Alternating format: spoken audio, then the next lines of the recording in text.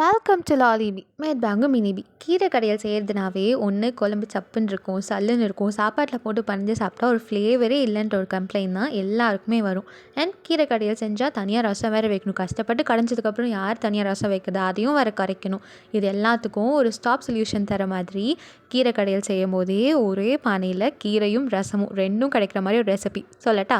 கட்லரியில் cut பண்ணிட்டு இல்லை குக்கா மாதிரி கிக்காக ஒரு ரெசிபி பண்ணிடலாமா? இது சுடு சாப்பாட்டில் நெய் போட்டு சாப்பிட்டா ஹெல்த்தியாக இருக்கும். ட்ரை பண்ணி பாருங்கள். பானையில் 1 ஹேண்ட்ஃபுல் ஆஃப் ஒரு கை ஃபுல்லாக மூங் தால் பாசிப்பருப்பு ஆட் பண்ணிக்கலாம்.